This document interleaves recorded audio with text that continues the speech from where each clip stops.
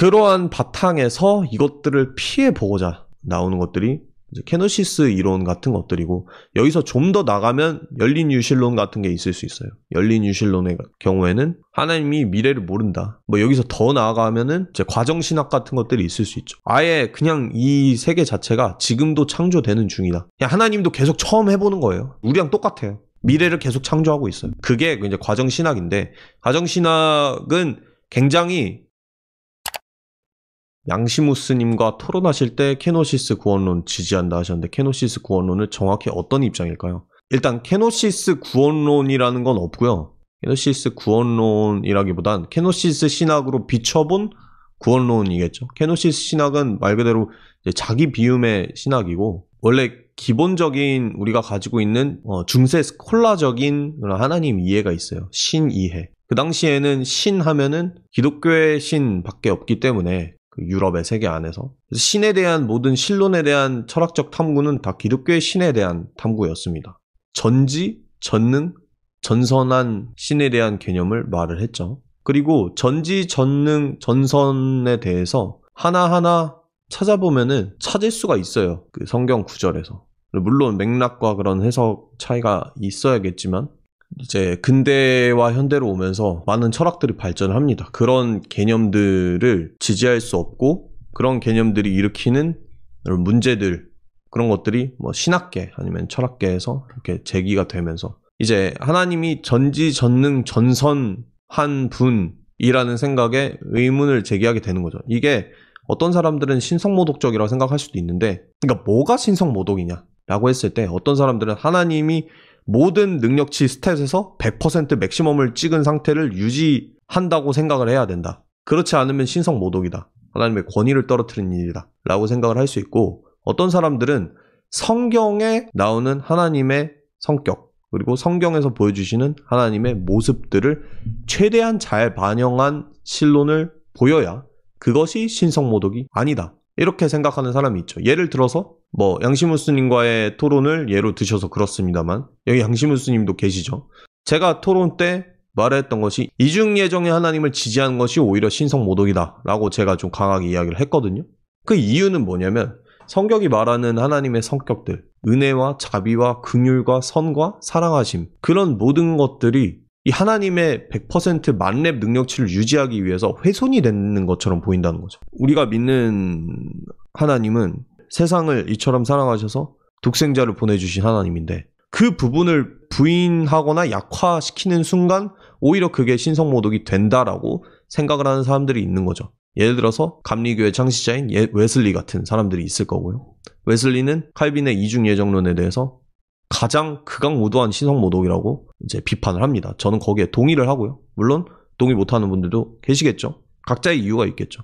그런데 C.S. 루이스도 순전한 기독교에서 말을 했듯이, 기독교인들이 싸우는 건 항상 그거예요. 뭐가 더 중요하냐? 네가 그게 더 중요하다고? 아니야, 내가 생각하는 게 더 중요해. 그래서 사실은 예정론자와 비예정론자의 다툼도 그런 거겠죠. 전지전능함을 유지하는 게 더 중요하냐? 아니면 하나님의 선하심을 유지하는 게 더 중요하냐? 라고 했을 때 갈등이 일어나는 거죠. 그렇기 때문에 케노시스 이론 같은 것도 필요한 거고요. 왜냐면은 하나님은 전지할 수 있는 분이지만 때때로 전지하지 않기로 선택하셨다. 자기를 비우셔서. 그래서 자기를 비워서 그 비운 공간에 인간과의 상호작용이 가능하게, 그리고 인간의 자유의지가 가능하게 만드셨다. 자, 이 말은 뭐냐면, 이 전제가 굉장히 중요해요.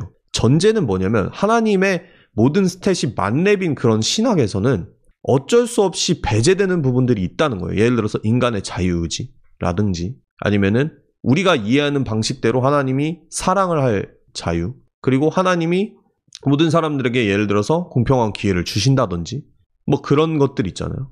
이 전지전능 전선의 스콜라적인 신론에서는 제한이 된다는 거죠. 오히려. 네.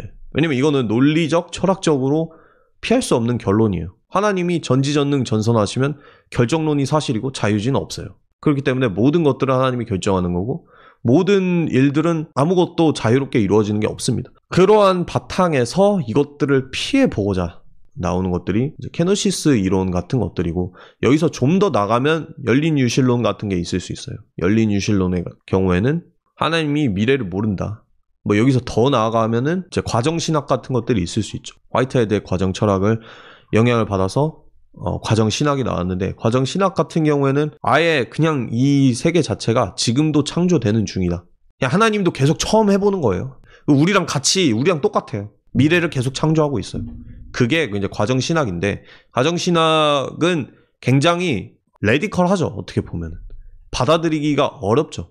그러나 완전 정통의 입장에 있는 사람들의 경우에는 전부 똑같다, 이렇게 취급을 하는 거죠. 어떻게 보면 전지성을 조금 제한하는 케노시스나 하나님이 다 몰라서 처음 해보는 그런 과정신학이나 뭐 결과적으로 신성모독적이다, 똑같다, 이렇게 치부를 하는 건데, 사실은 이렇게 퉁치기에는 좀 어려운 부분들이 있습니다.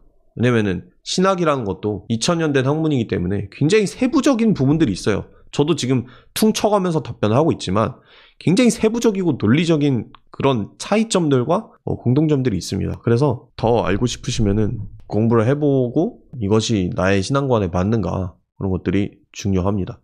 정민웅님이 과정신학 안에는 하나님이 최종적으로 악에 패배할 가능성을 가정하나요? 라고 얘기를 하는데, 제가 알기로는 가정합니다. 이제 그래서 정통신학과 이제 분리가 돼야 되는 거겠죠. 쉽게 받아들이기 어려운 부분들이 있죠. 네, 그래서 저는 과정신학을 지지하지 않고요. 모든 신학이나 혹은 철학이나 그런 것들은요, 나오게 된 배경이 있습니다. 나오게 된 학술적 배경과 그 시대상의 배경이 있어요. 예를 들어서 뭐 자유주의 신학의 아버지라고 말하는 슐라이어 마허가 하나님을 내재적인 분으로, 그러니까 우리 마음속에 있는 분, 초월적인 분이 아니라 우리 마음속에 있는 분으로 만든 이유도 사실은 시대적 배경이 있고, 칸트라는 거대한 배경이 있고, 과정신학 같은 것들이 신학 교과서에 나오는 이유, 그런 것들은 그 시대의 그 시대의 사상적 흐름, 발전을 보여주기 때문이야. 그래서 제가 생각했을 때는 저처럼 뭐 신학이나 철학 전공자가 아닌, 여러분들도 거의 전공자가 아니겠죠? 그러다 보면은 이 모든 것들을 이해하는 데 있어서 전체적으로 보는 게 굉장히 중요합니다. 책을 읽더라도 내가 지금부터 칸트를 죽어라 파겠어 하고 순수 이성 비판을 읽히지도 않는 거 죽어라 읽는 것보다 일단은 철학사를 읽고 신학사를 읽는 거, 그게 굉장히 중요하다고 생각해요. 왜냐면은 그렇게 지도를 머리에 그려놔야 이 사람들이 왜 이런 이야기를 했을까. 특히 과정신학 같은 경우에는 가장 해결하고 싶었던 부분이 신정론에 대한 부분이에요. 에피쿠로스의 그 논증 아시죠? 인터넷 보다 보면 항상 에피쿠로스 논증 딱 하나 던져놓고 무신론자들이 이것 때문에 이제 기독교 모순인 것처럼, 이미 끝난 것처럼 이렇게 하나 딱 올려놓고 가잖아요. 대표적으로 그거 있고, 또 하나가 니체, 신은 죽었다. 그거 하나 딱 붙이고 가잖아. 그걸로 이제 기독교 끝내버린 것처럼. 에피쿠로스의 논증, 신이 전지전능하다면 악이 왜 존재하는가? 신이 만약에 전능하다면은 악을 막을 마음이 없는 것이고, 악을 마음이 있는데 못 막는 거면 신은 전지전능한 게 아니다. 그렇기 때문에 신은 존재하지 않는다. 뭐 이런 논증이 있잖아요. 그 에피쿠로스의 질문에 대한 답변이 신학사에서 계속해서 시도되어 왔고, 그게 신정론인데, 그리고 그 중에서 굉장히 일리가 있는 것들이 있는데, 이제 논리적으로 엄밀히 따지면은 그 에피쿠로스의 논리에서 완전히 벗어날 수 있는 신정론을 만들기란 굉장히 어렵거든요. 이제 이해가 되는 신정론을 이야기할 수 있고, 신앙 고백적으로 가능한 신정론을 만들 수 있지만, 논리적으로 완벽히 이걸 논파하는 신정론을 만들기란 굉장히 어려워요. 그러다 보니까 과정신학의 경우에는 논리적으로 에피쿠로스의 그 질문을 논파할 수 있습니다. 왜냐면 과정신학의 안에서는 하나님에게 악의 책임이 없어요. 왜냐면 처음 해보다가 악이 발생을 한 거거든요. 그렇게 이제 논리적으로 벗어나기 위해서 주장하는 부분도 있고, 의도 자체가 악한 신학은 거의 없다. 저는 그렇게 얘기를 하고 싶어요. 물론 어떤 신학에는 맞서 싸워야 하는 경우도 있지만 그 사람들을 악마화할 필요는 없다. 케노시스 얘기하다가 이렇게 됐네.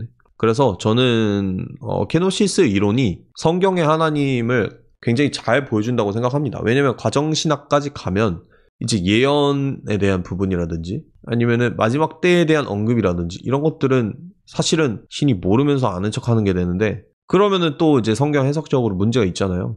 그러다 보니까 케노시스, 원하시는 것들은 인간과의 교류를 위해서 전지하지 않기로 작정하신다. 모르기로 작정하신다. 이런 것들이 좀 더 부합하지 않나 그런 생각을 해봐요.